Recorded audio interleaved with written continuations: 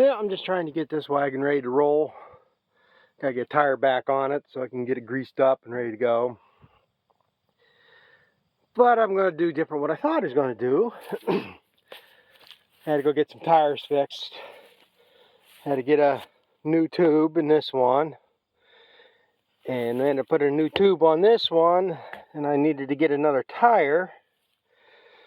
And this is the one that was a 12.5, 15, 14 ply tire. And it needed a tube, but the sidewall of that tire was cracking out enough in the way it was wearing off the side. I didn't think it was going to last long. So I was hoping I wouldn't have to buy a tire. Like I say, luckily once in a while they do get used tires. Somebody takes them off and they save them. The only thing is, it's usually a 31-inch tire like this. This is a 31 by 10.5, 15. That's, I think, comparable to the 12.5 implement tire anyway. But I was going to be putting this one on because I thought it was a heavier tire. This one here is only a load range C. And I mean, it's a little lighter than what I want on a silage wagon. But being a tandem and stuff, it shouldn't hurt that much. Air them up a little bit more maybe. But I'm looking at this tire, and it's only a load range C. So I'm not gaining anything in putting that on. And like I said, you can see the height difference in it, which is not a big deal on this because each wheel turns independent. That ain't a big deal. And there's enough clearance. The only issue might be, like I say, if I cross a really good ditch or something, I don't know how much of these actually articulate at a time. But, like I said, I went to get the one tire fixed to put on here, the other one for a spare. So, what I'm going to do so it matches up better, that's the tire I'm putting on right now. And I'll keep this one for the spare, because I am a little leery of these front tires. But I'll worry about them when they blow. As long as they're holding air, they're going to run. So I'm going to get that put on. And then I can get my other wagon pulled out of the yard, get this one pulled up. There ain't much to grease in these things. Oil the chains. And give a quick check of the wheel bearings.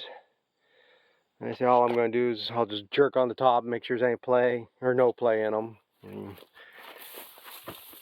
goddamn, trip over a block.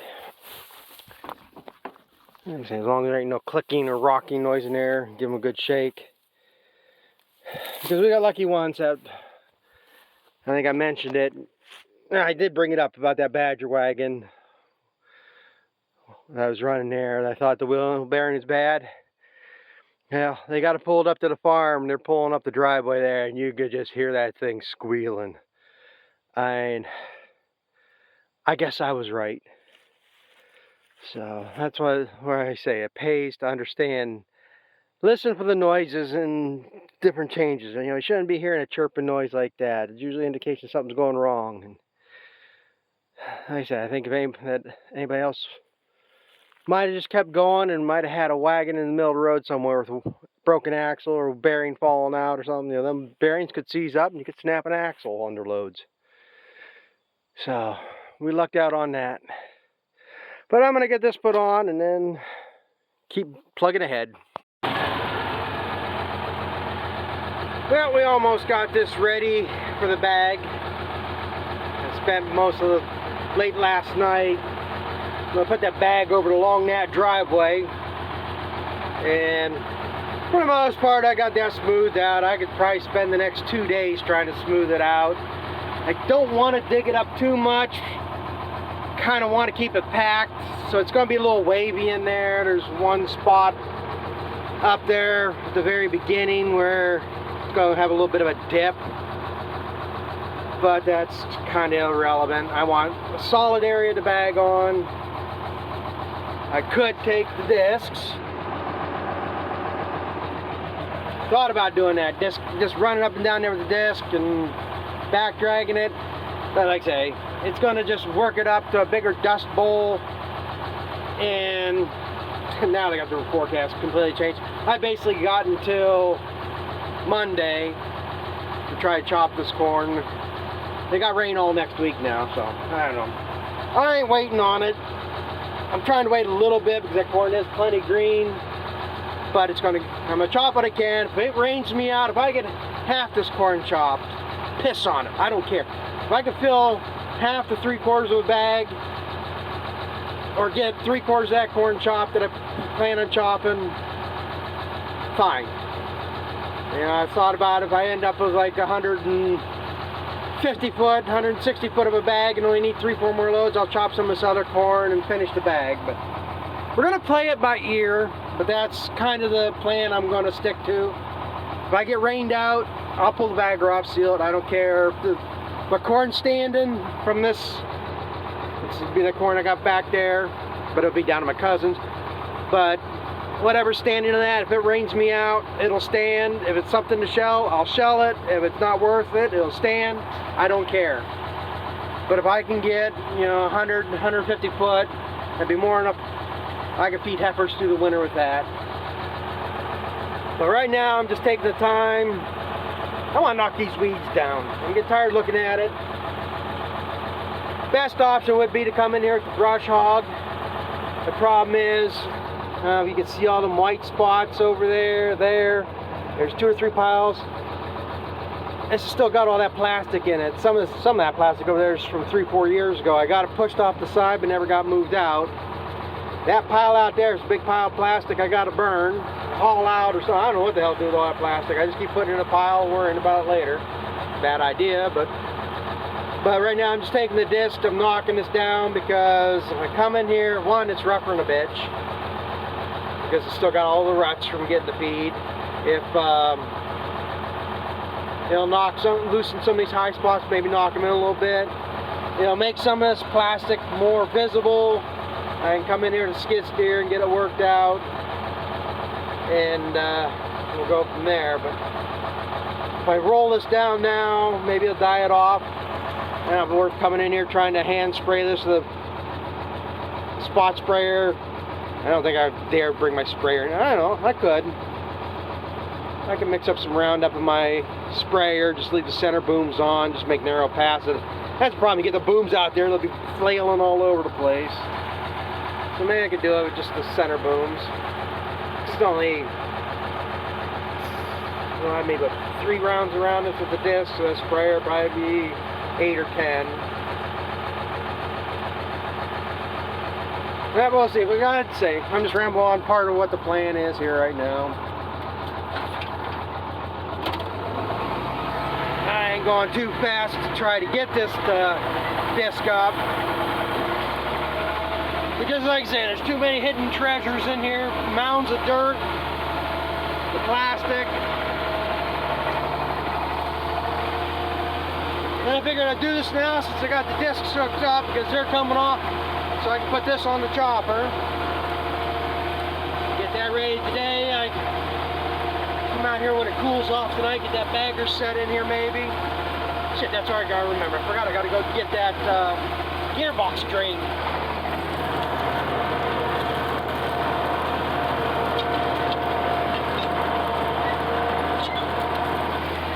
That's what I find. I got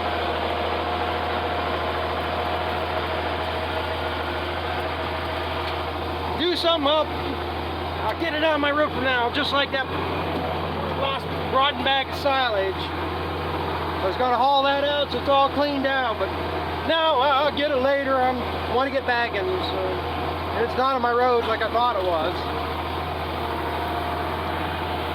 But if anybody wants some plastic, there you go. Now, how many times I've torched that pile? You would think that once you get a pile of plastic burning, it would keep burning, but I got so much dirt mixed in that pile, it seemed to smother it out. One time I threw about 15 gallons of old motor oil up on it. Figured that would soak in and that gets burning, it'll keep burning.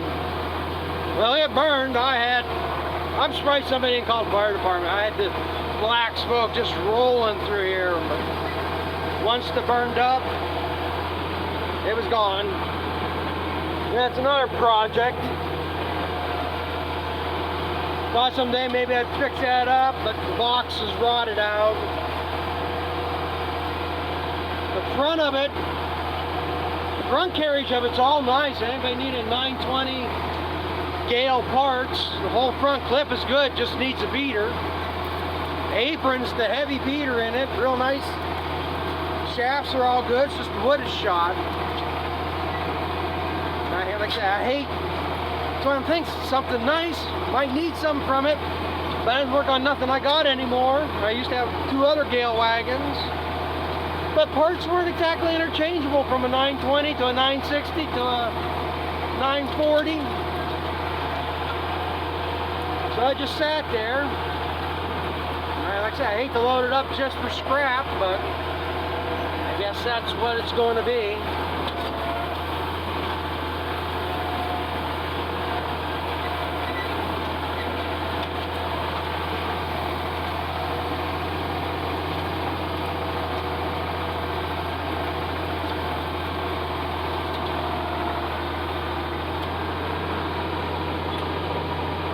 Well, that's good enough for now. I'm going to get this unhooked and go get the chopper pulled around. Waiting for a phone call. I got another little job to do here yet today. Got to go help load something for somebody. So I got the skid steer up on the trailer. And then I come back and work on my own stuff again. Yeah, I hope this ain't going to be the indication of how things are going to go. Try and hook up the chopper here. And I got to get into this thing. I think the linkages, there's a plate underneath here with your linkages that work your shifting forks. And I think they're either tweaked, wore out, bent, or something. Because you really got to watch how you shift this thing. And this is low range, high range, reverse, and park. And then this is 4, 3, 2, first gear. And if you look down in here, see this U-shaped plate? To get into park and reverse, you have to get into that notch with this lever. Well, right now, if I put this thing into, well, right now I can't get over into reverse or park, but it's in reverse. If you shift this thing too fast, and you don't get it in the right spot, then it'll jump it. And I'm not sure if I'm going to remember how to do this. Usually I have to take that plate off to get the shift right. Yeah, let me put this down. I'm going to have to try this. I got it into that and got it in park, but right now, so I don't know if it's just in between gears or if I don't have something in the right spot. Because that's what happens, which you really got to watch if it's doing this. Right now I don't know if it's in park, neutral, or if the gears are crossed in there. And that's what takes out the input shaft. So, and I'm scared, well, I don't want to start it right now the way it is. Normally, you put it in park to start it, but if them gears are crossed, you don't need to touch the clutch to start it. But if them gears are crossed and I try to start it, I guess I could leave the fuel shut off and just bump the key, see if it moves.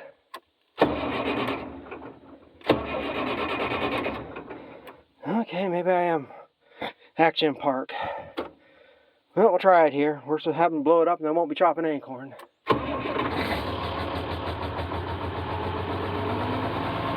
Okay, we're good. That. Ooh. That's the other thing. You gotta never remember to pause that little bit.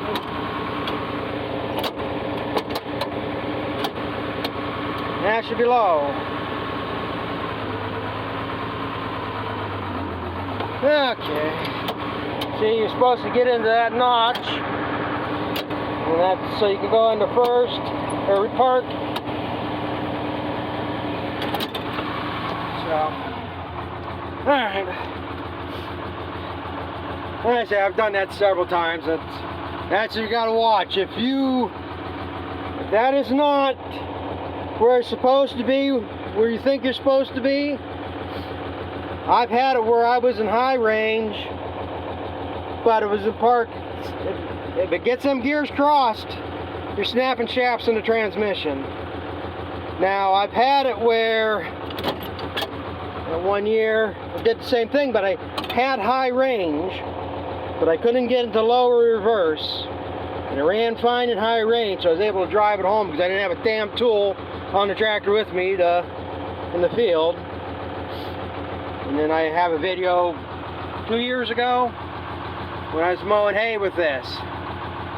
And it was great. I could get it in gear to drive it. The problem is I was at the far corner of the field, getting ready to make a turn. I was making a wide turn, and I ended up going straight for the woods. And I couldn't back up. Didn't have enough room to make the turn. I was stuck.